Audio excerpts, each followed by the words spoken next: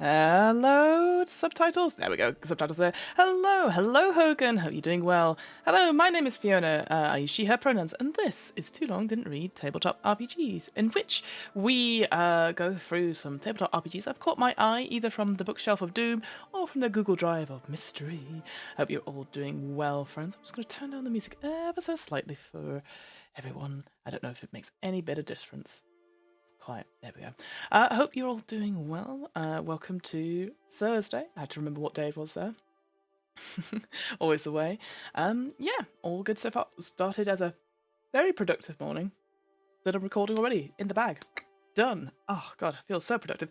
And I'll be doing a co-working stream later for Euphoria, which is a new little venture that friends of the of this channel will know of. Sort of at the helm, sort of for TT. Oh gosh, you can tell. Still haven't got my morning brain. I've still got my morning brain on. It is TTRPGs for a UK EU audience that has a big focus on diversity and those particular areas for TTRPGs. Co-helmed, co-captained by Dicey. Gosh, I need to go back to bed. Darcy and Ida. I'm going to do that in a couple of hours. So we better just get straight on with this particular read-through, huh? So Too Long Didn't Read is basically an accessibility and accountability stream in which I read through an TTRPG that's caught my eye. And we look at it in terms of, we want to buy this game, we want to play this game, and what is there in terms of accessibility and stuff? Because that's kind of important in this day and age when a lot of the stuff we're doing is through a digital format. Today, friends, we are looking at something called Endure, a survival role-playing game. It is a rules-light tabletop role-playing game about ordinary people in extraordinary situations. This is been written by someone called Fred Bernarski. And you can get it on itch. I've put a link in both the description and I can put it in the chat as well. As always, we're going to go through the sort of marketing copy of it before we go into the actual TTRPG itself, PDF. I'm going to share that. And yeah, some disclaimers at the top. I've not been sponsored by Fred. I haven't read this game before. It is just something that came up with my random number generator. And I was like, oh, I will do that and have a look through it. It's been on my list for a while. I recognise the cover as something as a physical zine that I saw, I think at UK Games Expo about 2 years ago, and failed to buy it. So I was like, oh, this looks interesting. So there's that. So I'm not sponsored by Fred Bernarski to talk about or talk about their games. Equally, I'm not a game designer by any means. I just critique games because I've run quite a lot of them for both podcasts I do. I do What Am I Rolling and I do the DM's Book Club as well, which I will put all the links to in the chat later on. So again, take everything I say with a pinch of salt because I might have just missed something. I'm very happy to be proven wrong. So please feel free to do so. And then finally, a disclaimer on content warnings. Survival role-playing game usually indicates dystopian. I can see there are themes here in the style of Robinson Crusoe, The Martian, The Long Dark, Alien, Outlast. So there's definitely going to be horror themes there. There's even something like This War of Mine, which is an incredibly brutal board game and video game I seem to remember as well. So take care of yourselves. I'll try and do content warnings as and when they come up. But yeah, take care of yourself, and if you need to step away from the stream, that is absolutely fine. You are more important than me reading out this book. Let's get right into it, folks, because busy day, busy life, busy me, right? We'll go from big Fiona screen to teeny tiny Fiona screen. Hello. So this is where you can get it. This is on Fred Bernarski's itch store. And I'm just going to read through the copy. Again, the reason I do this, and I know I say this at every stream, but just in case, I read it through because it's like, okay, this is the first time you're seeing this game. What is it that appeals to you about it and makes you want to buy it? And often, it's interesting how many people will focus on the cover of something. But, oh, what is, I want to get it because the cover looks exciting. And admittedly, it kind of does, right? Like, look at that. Really cool, really interesting. But if it doesn't have good copy, then why would you buy it, So Endure is a rules-light tabletop RPG role-playing game about ordinary people in extraordinary situations. Explore stories of wilderness survival in the style of Robinson Crusoe, The Martian. Is that how you spell Martian? I feel that's not how you spell Martian. The Long Dark. Survival horror like I Am Legend, Alien, Outcast. Yeah, the cover art is a selling point. Absolutely, Hogan. But if you don't have a good blurb, then it's like, oh, what is this book about, And anything in between, This War of Mine, Pathologic. I've not heard of that one. And any kind of disaster event. If you're looking for a game that lets players struggle through a crisis, this game is for you. Admittedly, I don't think that's as good a copy as it could be. Again, I don't really know. It's giving me some touchstones, but other than that, I don't know. It doesn't give me anything. I feel like, because I always go like, I really enjoy games about ordinary people in extraordinary situations. That's a vibe I like. But then that could mean anything. That could be sci-fi. That could be fantasy. Like I said, my favorite sort of scene, like one favorite scene I always think about is an improv scene by a duo improv group called Project 2, which is an improvised sci-fi group, Katie and Chris. And what was delightful about it was that there was a town meeting to go and destroy some secret bunker at the top of the mountain that had been killing people. And they basically just had a town meeting between two of them, playing all different characters, and trying to outline SMART goals. That was fascinating to watch, you know.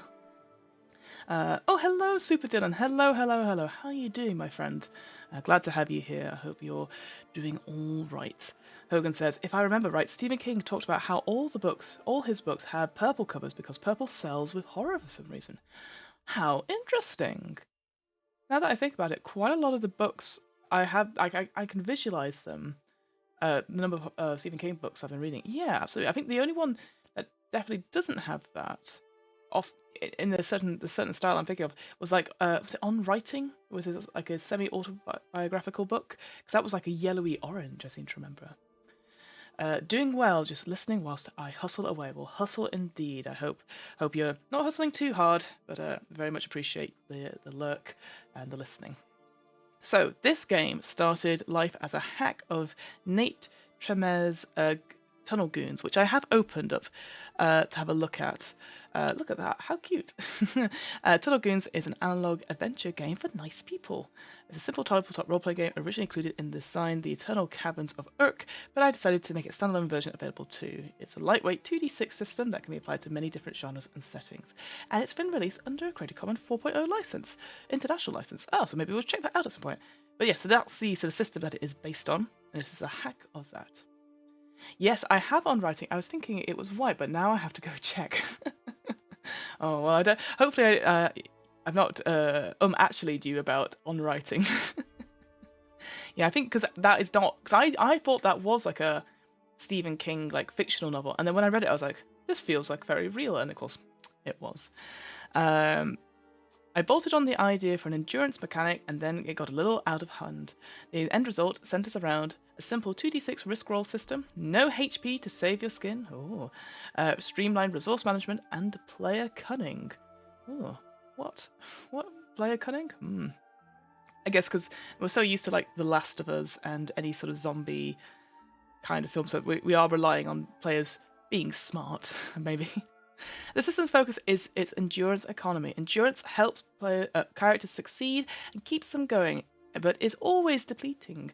If you're out of endurance, you have to rely solely on your cunning and luck of the roll, and often it is not enough to survive.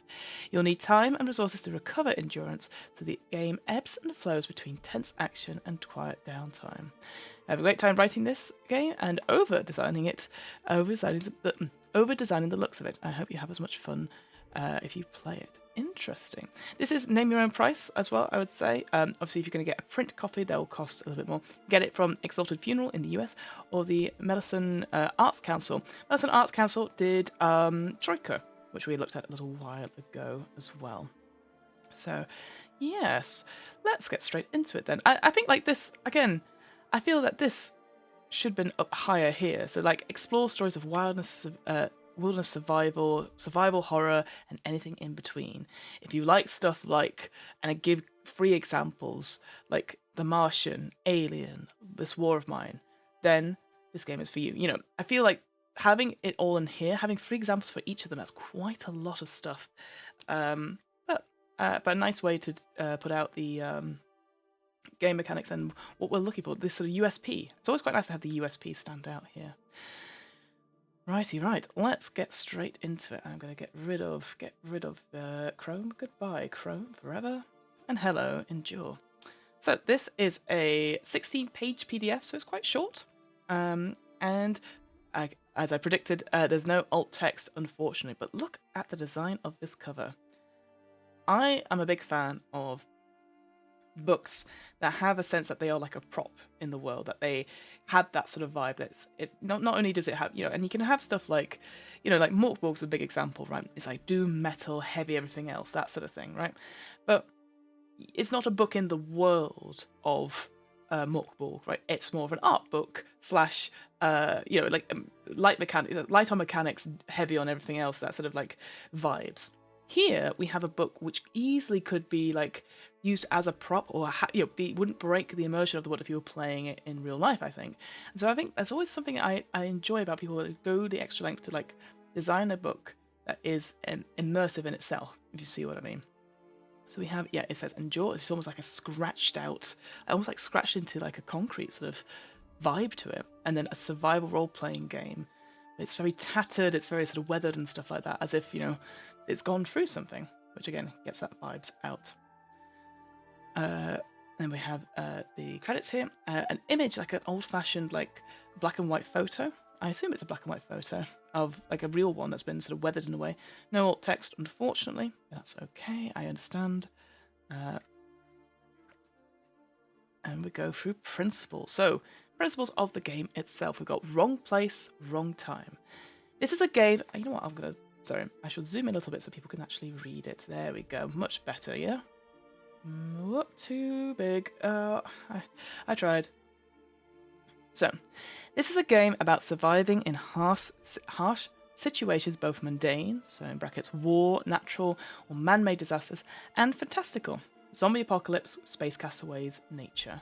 That's interesting, actually. Yeah, then the idea of surviving stuff, it doesn't have to be too far from the real world as we know it now. Again, lines of veils, setting expectations in your session 0. But like, it doesn't have to be the zombie apocalypse. It could literally be just surviving a disaster, like Day After Tomorrow is the one I always go to, like that idea of like climate change fights back. Or what's the one with the trees trying to kill everyone? That's probably a spoiler for the film, but the trees are trying to kill everyone. No matter the setting or genre, player characters are right in the middle of it all, probably trying to get out. No heroes. Player characters are not specialists trained to deal with the threats that they're about to face. They're just ordinary people who have to find a way to survive against all odds. They will struggle, suffer, and be forced to make tough choices. And nothing lasts forever. Characters get tired, resources dwindle, things break, and people die. All of this is a part of the game. On one hand, nothing stays bad forever. Characters will recover, find hope, and overcome their obstacles. However, they can't count on those victories lasting forever. And then straight into it, playing the game. So we've got the vibes of the game straight out, these 3 principles that apply to everything. It's interesting, actually, to talk about some discourse happening just now. There was a tweet earlier let me find the actual person's name, because I do think it's quite important to shout this out. I should have thought about this. There was somebody on X or Twitter called Cassandra, the Ice Queer, who sort of put out a tweet saying, like, I think we should put an embargo on all GMing advice until we have a solid, extensive network of advice on how to be a better player. Groundbreaking, actually. I have so many thoughts on this, because you always see, like, how can you be a DM and getting people into running games and stuff like that, but actually, maybe what we need is how to be better players. And ultimately, I think it boils down for me is like, take an improv class, which I know it feels very privileged, and it's kind of obvious to me, but like, if you are if you do improv, you are not only learning how to play different characters and stuff like that, but you're also actively listening and editing your scenes and like learning to play stories together. And I think those go over so easily from being a player as well as a GM. If anything, more so. So I do find it interesting how we don't have advice or principles too much for players, except Powered by the Apocalypse always has player principles, but it's always about like engaging with the world and being fans of the other players is always one, but not necessarily like how do you support the GM? A lot of the principles for the GM is like, make sure you follow the rules, but make sure the players, fan of the players, etc. Whereas players are sometimes like, you get to do whatever you want. I don't know, but yeah. Anyway, so these principles would have then they're just giving you the vibes of the game. But again, it sets everyone on the same page. So playing the game. So Endure is a survival role-playing game about ordinary people in extraordinary situations. The judge, that's our name, I love it, controls and describes the world to the players, who then narrate how their characters act.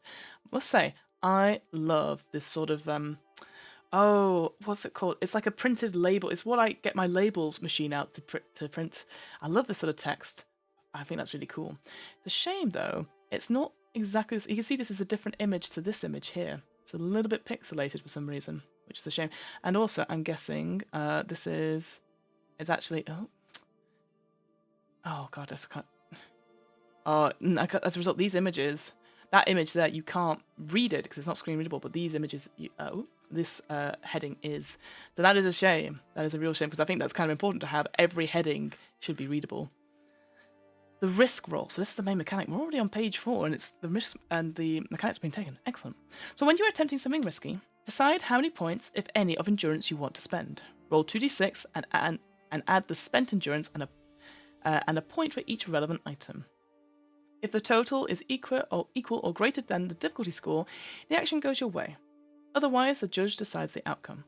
This might mean a failure, mixed success, getting a negative condition, etc. Some difficulty scores, guidelines. We've got 8 is easy, average is 10, and tricky is 12. Okay, straightforward enough. Kind of similar a little bit to Solemn Veil, I guess, but we have 1d6 for that. Some obstacles, mostly living creatures, enemies, monsters, and NPCs, are rated as a difficulty score. In such cases, the DC functions also as their health. When they take damage, the DS drops. When the DS drops to 0, the obstacle is eliminated. You don't always have to eliminate an obstacle to overcome it. If you beat the DS, subtract the difference from the obstacle's value, if any. If you miss the DS, subtract it from your endurance. Ooh, okay, that's quite interesting. I like it. So if, for example, the DS was 8 and you only rolled a 5 in total, you'd have to subtract 3 from your endurance. Oh, brutal. Advantage and disadvantage. So when traits or situational factors affect your action, the judge may tell you to roll with advantage, so roll an additional d6 and calculate the sum using the 2 highest die results, or disadvantage, roll an additional d6 and calculate using the lowest of the 2 die results. Advantage and disadvantage cancel each other out. If you have equal of both, you roll with neither. If you have more advantages than disadvantage, roll with advantages and vice versa. Dude, look at this. Like the weathering of the pages. It's quite good, isn't it? And I like this. They've highlighted, like almost like somebody like actually highlighting the main thing to know about this particular mechanic, which I quite like that as a way to not only keep it in the world of what you're looking at in terms of like trying to find through like notes and stuff like that, but also it's yellow as well, so it should stand out a little bit more. It does look like it's been painted on or drawn on in some way. I think that's a really cool design choice, actually, and hopefully it does stand out to people who have colour blindness. I think so. I'm sure there is a colour blindness with yellow somewhere, but green and red are the most common ones. What is that image? That's someone throwing dice up, but then it's like a spiral stairs going down. But what a weird image to put in. I don't think that's in keeping with the image at all, in the vibes at all. But also, I assume it's supposed to be. Wait, what's it supposed to mean? There's no alt text either. It's also incredibly pixelated. Like if I zoom in, you probably see it. Like, oh, how bad is that? Like all this at the top, incredibly bad. Again, maybe it's just my copy of it. It's probably not great. I don't know what the point of this image is. And here's like. The main mechanic is 2d6 plus endurance spent plus helpful items. Again, I know that's written. I can't read it. So it should be, I think, typed out or some sort of handwritten font. Endurance. So endurance is your character's will to live, grit, stamina, and adrenaline combined into one. Spend endurance on a 1-to-1 basis before a roll to add to that roll. Okay. That could have been edited a little bit better. Maybe spend endurance on a 1-to-1 basis before rolling the dice. No, hang on. How would you write that? Hang on. How would you write that? Maybe before you roll, spend endurance on a one-to-one basis to add to the result. Or something like that. You recover endurance by resting and using supplies. Endurance can never drop below 0 or go above your character's endurance score. So probably your initial endurance score.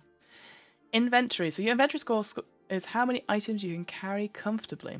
You get an encumbered condition, disadvantage when applicable, if you're carrying more items than your inventory score. When you need to quickly retrieve a piece of gear, roll 2d6. You may spend endurance as normal if the total is equal to or greater than the index at which it is stored. You got it. Otherwise, it will take a few moments.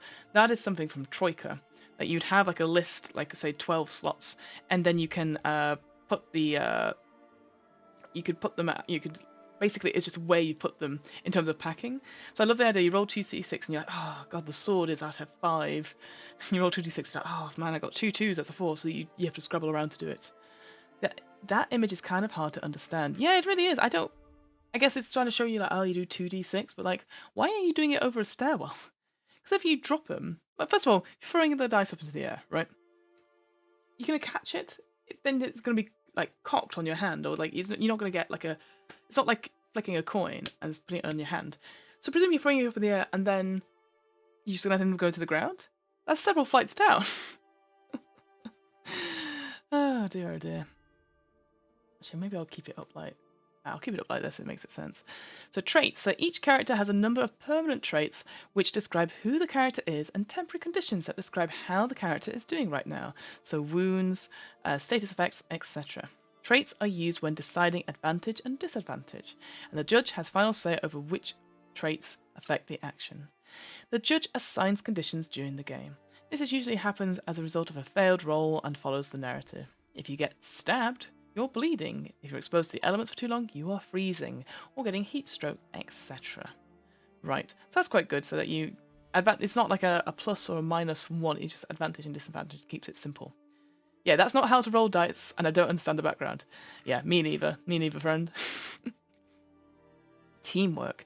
Other players may spend their endurance to help on your roll. If you didn't beat the DS, all the individuals will lose endurance as per the normal rules and suffer any narrative consequences. That's quite cool. I like that. Is there a max amount of endurance they can spend? Like they can only spend up to 2 points? Because it's all going to be before the roll at least. Recovery. Characters can recover endurance by capturing moments of normality. Being able to relax, have a drink, eat a meal, or sleep in relative comfort keep the characters going in this harsh world. Each time you rest, roll a d6 for each supply you spend, so food, water, etc. Recover endurance based on how long you rest. So, for resting for several minutes, recovers the highest d6. Ooh, okay. Resting for a couple of hours recovers the highest 2d6. And spending the night in a safe spot lets you recover the sum of all the dice rolled. During a long rest, you may also use other non-supply items, a +1 for each item that helps you rest. Oh, those are quite interesting mechanics for recovery.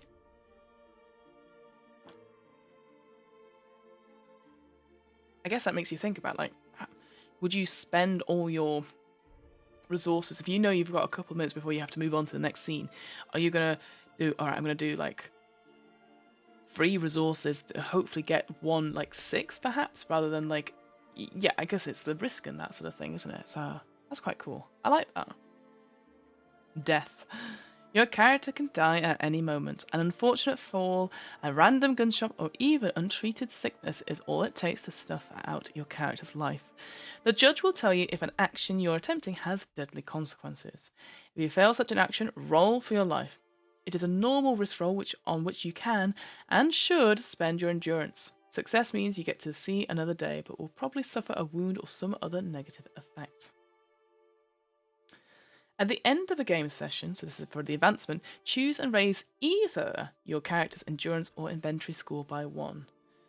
When a goal is resolved, give your character a new trait based on what they went through. I mean, so far it's quite straightforward, isn't it? And that's all the main rules for the players. We're now going on to the judge's guide, so this is the DM's advice. So the judge's guide. As a judge, you do not need to roll dice. Oh, absolute massive tick. Fantastic. Risk rolls work for both the players' actions and responding to dangers of the world. Call for a risk roll when a player attempts something with a clear consequence, or with clear consequences. Otherwise, just say what happens, and when you decide something bad happens, let the player roll to avoid it.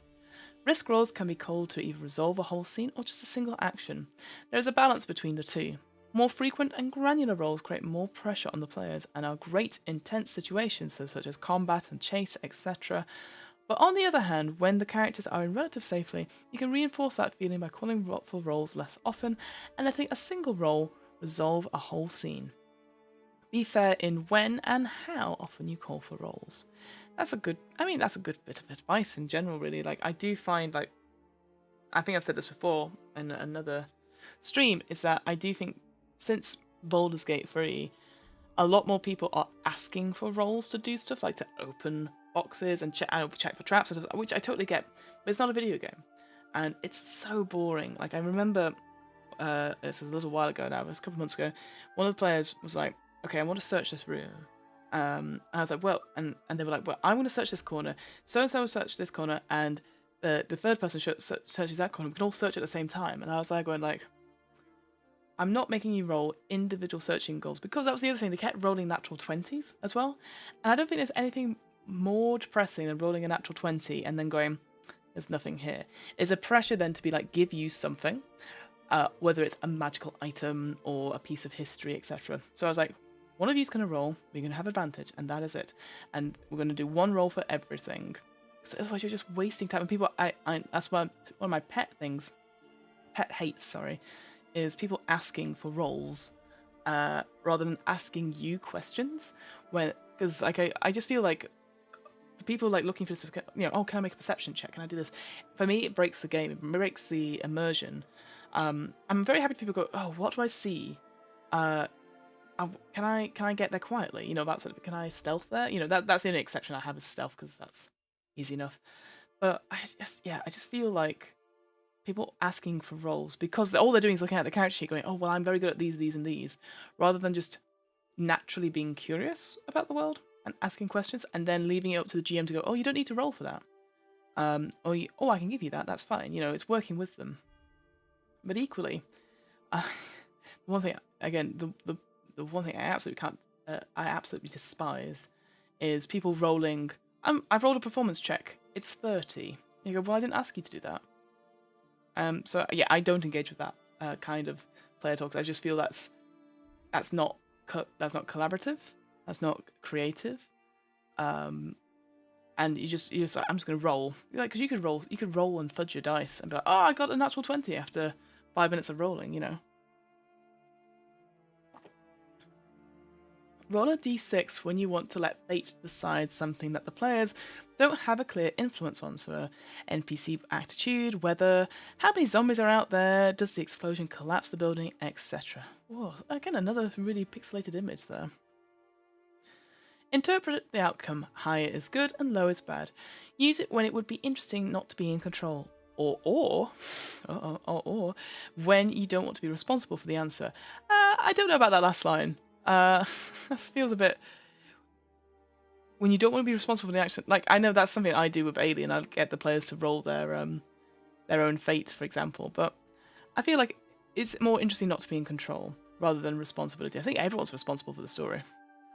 What a terrible image. I'm sorry. Like, it's like a beat-up image of somebody looking out through, like, a garage, like a survivor of some sort, and there's clearly something on the other side that's supposed to be, like, an alien or a zombie or some sort. But it is very pixelated. So that's a shame. And the reason I'm going on about this is because clearly they've gone, it's been made a much smaller image and then it has been blown up. I know we've zoomed in quite a bit, but like, imagine this as a printed book. If it's printed out and it's pixelated, it's going to look really bad. Here's another one here. Like, you can really see it on the text here, the alive inside. A great image though, I like this. And one thing I will say, what I do like, is the filter on top of it. They had on that one there with the person looking out, and if I go up to this one on top, had it here as well, even though the image is a bit rubbish. It's this crinkle effect, this sort of scratched effect, and then like the tape on it. I really like that. I think that's pretty good. Ooh, let's check.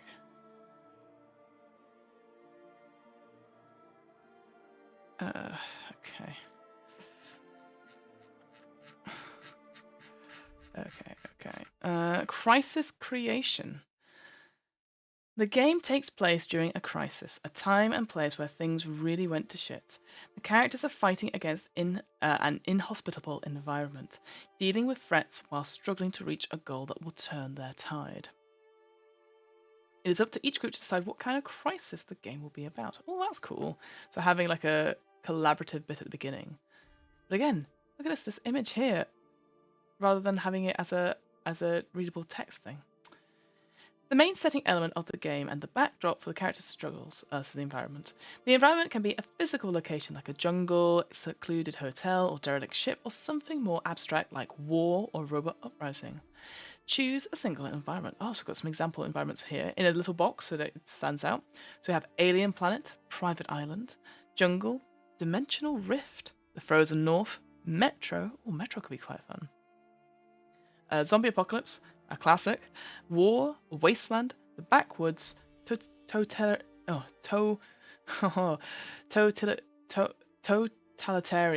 state, and an ocean liner. One thing I'd say, should this not be in alphabetical order or something? It feels a bit all over the place. I like that. An ocean liner could be quite fun, as the metro can be. That idea of transportation, like moving transportation, could be fun. Dimensional rift as well. Threats. The dangers the players will encounter during play. These are things, creatures, and events that will hurt players and force them to make difficult decisions. Games usually centre around one big threat with smaller background threats. Each player, including the judge, may choose a threat to incorporate in the game. Oh, excellent! So we all decide on one here. Although it says choose a single environment, is that for the judge to do, or is that for the players to agree with as well? And then here's some example threats. We've got weather, animals, zombies, dinosaurs. Oh man, dinosaurs on an ocean liner. That'd be great. Floods, aliens, fireworks, fire, earthquakes, sickness, foreign soldiers. Interesting. Other survivors, radiation, killer machines, and frost. Again, you could probably come up with your own here as well. The goal. So what the characters are trying to achieve. Survival is an obvious choice, but a more nuanced goal may lead to a more unique game. A good goal should be achievable within a few sessions. Choose a single goal as a group. Once the goal is reached, finish the game or escalate the situation and choose a new goal and continue the story. So we've got some example ones here, which is escape the place, retrieve important files, map this island, save the kid, destroy the source, find the wreck, reach the enclave, collect a specimen, get rescued. I feel that's the same as escape this place. Gather supplies. There's a massive gap there. Restore power and track down the fugitive. Yeah, there was a new game There's a film that's coming out soon called New Life, which has this idea of somebody getting infected with something and is running for their life, with then a focus on the FBI agent following them. It looks really good. I'm excited to watch it. New Life. It's an Australian film coming out this year. Preparing a game. So as the judge, you don't have to prepare a whole story ahead of time. The game flows better when you prepare situations instead of finished plots. A few locations and NPCs, some obstacles, and a danger that will escalate if left unchecked is enough to get a game going. And don't be afraid to change your ideas and improvise as you go. Improv. Dice rolls introduce complications and chaos that will change the course of the fiction. Roll with it. Let your players impact what happens. It's their story after all. And then we've got some images. Oh, this is how we create characters. Again, it's such a shame. These are so pixelated, these images. Again, clearly from some sort of maybe Pixabay website, or maybe if it's Kickstarter, probably images from those folks, perhaps. Just a shame. Real shame. So character creation is name your character. Your endurance score is 10 straight off the back. Inventory score is 8. You have adequate clothing. Choose 3 useful items and then come up with your traits. We have a background that describes what you were before the crisis. It can be a profession, a field of expertise, or anything else that summarises who the character was before. It anchors the character in the setting and occasionally affects roles. Asset is something that can prove useful during a crisis. It can be a skill, a physical trait, or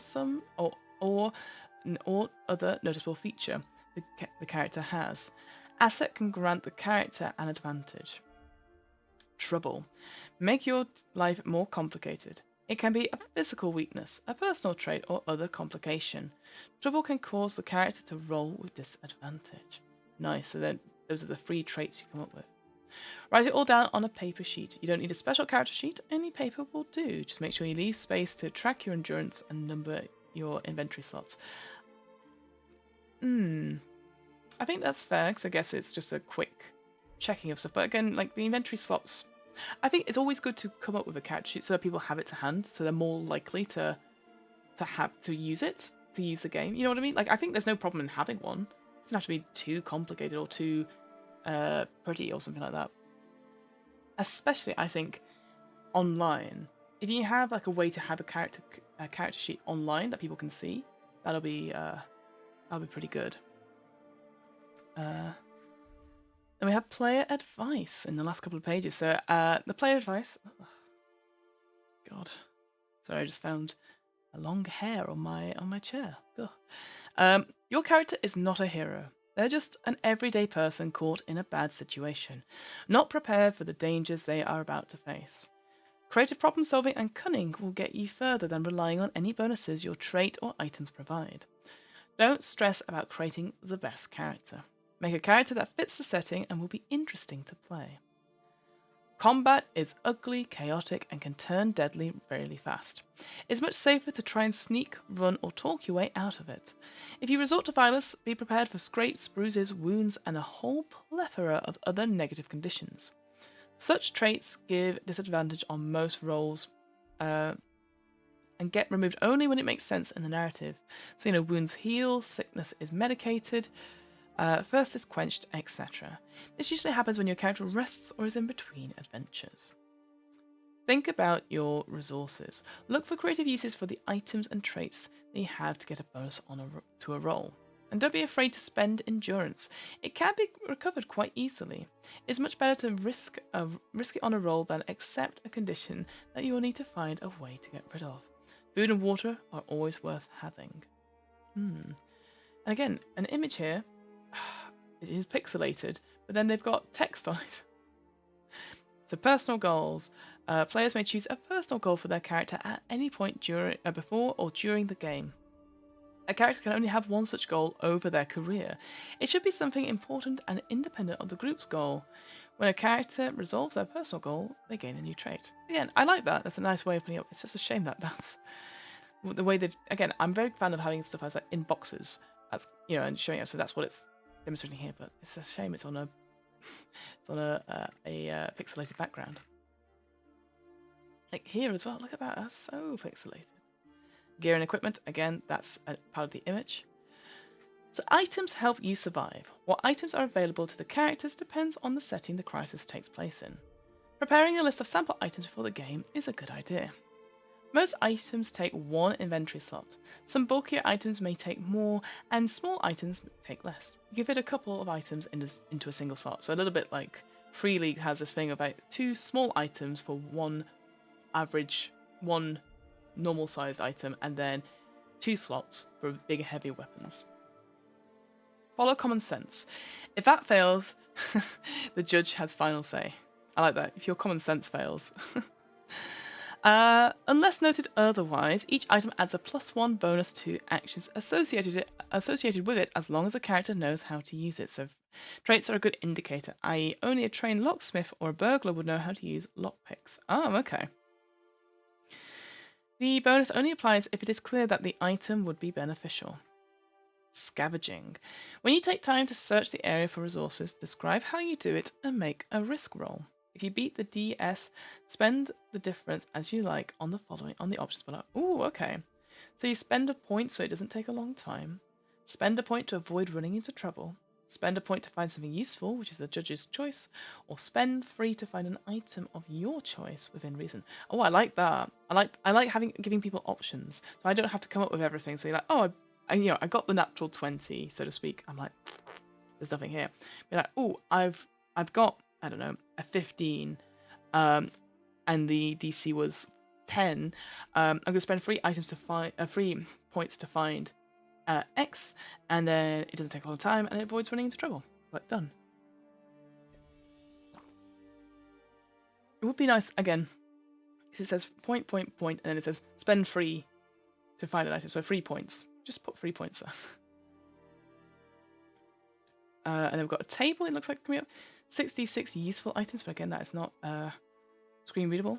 So when you need to come up with a random useful item, roll 2d6. One die indicates the column, and the other indicates the row.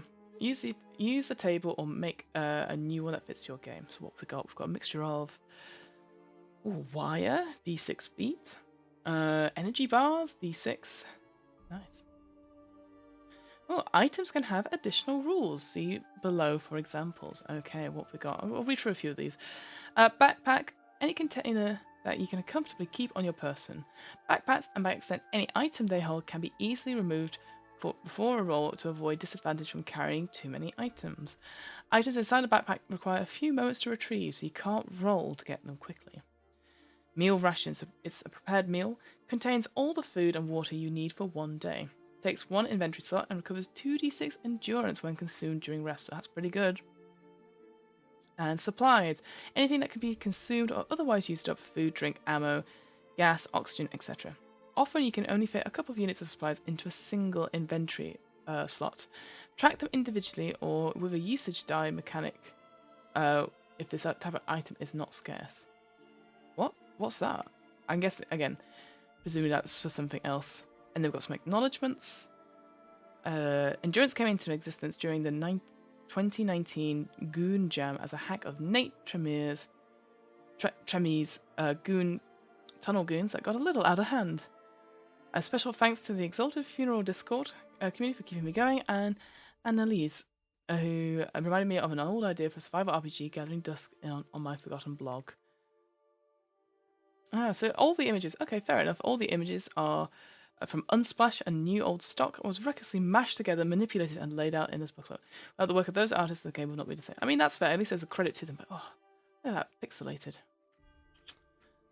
Again, just if we've got artwork. So it's nice that they've got actual credited for each. What would have been nice, and I know this is me being very picky, is literally say underneath where you've got it from. Like you've got them credited here, fantastic, but you've got space to put them in. I think you could have put it in as a, I don't know, like a. That's a weird. Look at that edit. That the sort of photoshopping on that. Yeah, I think it's always good to credit stuff. I always like crediting people under their artwork. D&D, Wizard of Coast started doing that now, which is really good. I really like that. And there you go, some old new stock. So that's the handmade textures, so the stuff on here, which I think is very good. Oh, that's a great image. Again, it's a shame it's pixelated. And look at that rip. I like the rip on them as well. Yeah. And the itch page, and then the back of the book. So there you go. Again, whistle stop tour, about what, 43 minutes or so? Let's go back to the top. So what do we think? I think it's a good first game, to be honest with you. Like, again, 2019. So what, that's over 5 years old now at the time of stream. Like the vibe, like the mechanic of the 2d6, and if you take it off, if you succeed by a lot, you can take it down of the obstacles. If you fail, you take the difference and it hurts your endurance. I like that a lot. I think that's good. I like rolling to get my equipment out. I'm not sure about that mechanic it talked about at the end. I like the simplicity of the cover. Yeah, I agree. I think it's nice. It's straightforward. Like it's not like it says what it is on the tin without going into too much detail, which I think is quite good. What's it I was going to say? This image. What is this image about? Does not fit in the theme at all. I'm not entirely sure what it means by. If I go down, what was it? The usage die mechanic. If this type is not sacred, is not scarce. I personally don't know what that is. I assume it's a bit like in Free League in Alien, for example. If you've got 5 units of air, you roll 5d6, and if any of them show a 1, then that unit is then used up. So you could be like, I roll 5d6, and 2 of them showed a 1, so I only have 3 units of air left.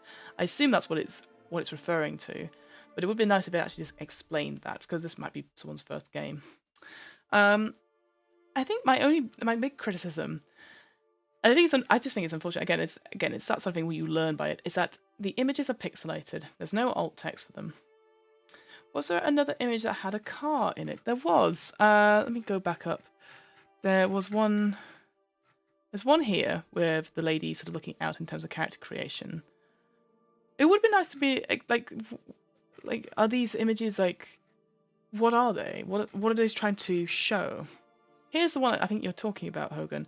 This idea of like a car on that's been burnt out, etc., and then alive inside. Like I like that image, but it is pixelated, unfortunately. I think this would have also benefited from having I like written notes and penmanship. We saw that in Blight's Hollow, like little bits of like, get out of here, you know. I'd like a bit more of that, but again, all these ones are particularly their images. Yeah, that one. Yeah. Sorry, I'll go back to it so you can see it. Yeah. It looks like a station wagon missing its hood. Yeah, I think so. I think it is. And again, this is not to say like if Fred has not only written the game but also used all the images and created stuff, that is, you know, absolute props. If this is your first game making and stuff like that, like I can't even think about how you would do the background of this work. So, you know, absolute kudos in terms of layout and stuff like that. But it's something, again, if I was reviewing this, if I wanted to remake it, I'd make sure all the images, you could actually blow them up a little bit so you can see them. There'd be alt text. You'd have credits underneath them, and maybe just a description of what it's like. Some people still are alive in the tower blocks, you know, something like that. And I definitely would have the headings for each of these ones not as an image, but in the same vein of these sort of labeled text on top of that. I'd even give, you know what I would even suggest? The example environments and example threats and example goals and stuff. Great idea. There's like enough of them. I think I would do exactly what it did for the let me find it. The useful items. I would do like a 6d6 tables of threats, tables of settings, all that sort of thing, to really make it randomize. I'm just trying to figure out what message they're trying to convey with that image. Let me go back to it. Yeah, I don't know. It's weird, isn't it? Also, I appreciate this is me. Clearly, as you can tell, I'm not a graffiti artist. How would they get up there to write that? Like, would they lean out of a window? That's quite big, right? I don't know. Lean out the side? I don't know. Yeah. If anything, the alive inside is something that you'd put on like the top of the building, right? Like for passing planes, etc. Oh, I think the bin men are here. Excellent. Hooray. So yeah. I think an interesting idea, a very straightforward. So I guess if you wanted to play like that's the thing as well. Like this sort of system, it's light enough that you could make it into a campaign if you like. But I don't know. Oh, everyone's a critic, eh? Hey, Dead Toothbrush, how are you doing, my friend? Like, well, you tell me. How does someone get up here and write at alive inside? The cars were stripped down to suggest a post-apocalyptic future. Parts have been scavenged. Yeah, could be. Or it could have been like some sort of explosion. Maybe to rip stuff off here, because again, it looks pretty... Yeah, I don't know. Yeah, what is it trying to say? Is it like a Mad Max type thing? Abseil, probably. Would you risk abseiling? I would just, again, like I said, I would just put like alive here, help on the roof, or have it as a banner or something. But hey, if you're gonna, hey, tell you what, in the apocalypse, you can abseil and absolutely write that. I see tags like that all over the side of walls in Berlin a lot. True, but I feel like in Berlin, and we have it in London as well, like in railway arches and stuff like that, there are means to get up there fairly easily. I feel like here, there isn't any, or not easily. But maybe I'm just being silly. I've seen pictures of abandoned buildings with graffiti like that. A banner? Where are you getting a banner in the apocalypse? I don't know, a bed sheet. I mean, banners are super expensive, are they not? But yeah, I think I'd have tables to have all the different like examples on for sure. And the car doesn't look damaged, it just looks abandoned and stripped down. It really does, doesn't it? Yeah. I mean, to be fair, we're all analysing this image when really it's this image we should be looking at. Like, why on earth would you... What is it about the dice? I don't know. Again, I like the idea that, oh, we need an image here. Fuck it. Put a hand with 2d6 over a stairwell. Well, there you go. That is Endure. Yeah, again, and again, a nice short one today, which is good. I liked how you're called a judge as well. That image breaks my brain. Yeah. It is just a wild image. I don't even... I assume it is two images mashed together, right? But if it's not, what are you using it for? But that is Endure. Again, I think it's a good first start, which I know sounds very patronising, but I think there's something there. I don't know if I'd use it as a long-running campaign. I definitely would use it as the base mechanics for a one-shot or something like that. The one with the abandoned car is my favourite. Oh, fair enough. So yeah, there you go. That was Endure. Thank you so much. It is pay what you want as well. So again, all the critique about stuff, it's pay what you want. If you want to give somebody towards Fred, please feel free to do so. You can find it there in the link below the video and in the chat. Let's go to Big Fiona screen. Hello. We are back. What day is it? It's Thursday. It's Friday. We're back tomorrow. Oh, how exciting. We're back tomorrow for the final stream of on this channel for the week, which is going to be, it's Dusk City Outlaws, which is exciting because that, if I read it here, is a tabletop role-playing game for 3 to 6 players set in the sprawling city of New Dunhaven.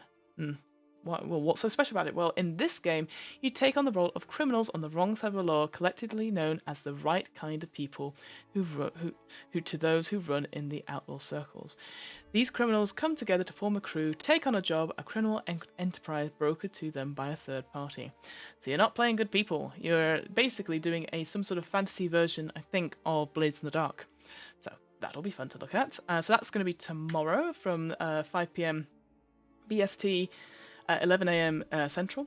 And then next week, we've got a few other ones. What we've got coming up, we've got Rats, all capitalised and exclamation point, a game of furry fury. Okay. That's next Tuesday. It's a satirical RPG detailing the rats' awakening and subsequent holy war against humanity, dogs, cats, dogs, snakes, owls, rat heretics, rats that are just plain annoying, inanimate objects, and rats that are probably still okay but still worth XP. Cool, that sounds bonkers. And then we've got The Skeletons by Jason Morningstar, which is like a meditatively sort of structured freeform game for 1 to 6 players, which flips the script on the classic dungeon crawl, which I'm excited for. And then on Friday, we've got Green Skies, which is a solo tabletop game / journaling game where you get to play a sentient building in a utopian future. This game, you must care for yourself, the people who you care about, and your wider community. How exciting! So there's a nice little sort of arranged little charcuterie board of TTRPGs coming up. Yes, what else can I say whilst I'm thinking about it? If people are enjoying this, check out What Am I Rolling, which is a twice monthly tabletop RPG one-shot podcast. As always, it's going very, very well. Finally recorded the world building, so I'm done, just need to edit it, which I'll be doing later. There is also the DM's Book Club, which is a book club podcast talking about some Dungeons and Dragons and discuss how we might include them in our role-playing campaigns. I will check that out. Yes, thank you. Thank you. Don't you dare stop me. Oh no, I'll unless you're going to say, what am I rolling, and spray it on the side of a wall in Berlin. Oh no, free advertising. Yeah, go check those out. What else can I plug whilst I think about it? Yeah, I'll do it. If you're watching this before August 2024, come check out Gen Con. I'll be at Gen Con. I'm running some games for Rowan, Rook and Descartes, which will be exciting. I'm running Orkborg and Die, which will be fun, and selling some of their wares in Indianapolis at the beginning of August. So if you're around, come say hello. Don't worry, I'll probably be very busy, so I might totally forget. But yeah, that's where I will be in person for a little bit. And yeah, it's going to be my first time at Gen Con, which I'm very excited for. It'll be different. So it's the first time I'm actually properly working at a convention. So I'm sure it'll be absolutely stressful and all the stuff thing. Yeah, that's all I have on my docket for now. If people are interested later on at 1 o'clock BST. No, 7 p.m. BST, 1 o'clock my time. There you go. I'm doing a co-working stream with the wonderful folks at Euphoria. I'm just going to pop in and probably get on with some editing and reading. So that is my jam. And I've got a long to-do list of stuff to do. So that's it, my friends. I will see you again tomorrow for Dusk Outlaws. And yeah, all good. Thank you so much for joining. Very much appreciate it wherever you guys are. I hope you're doing well. I hope you're playing all the fun games. And I will find the end of stream button. And I'm just going to wave and say goodbye for now. Goodbye for now.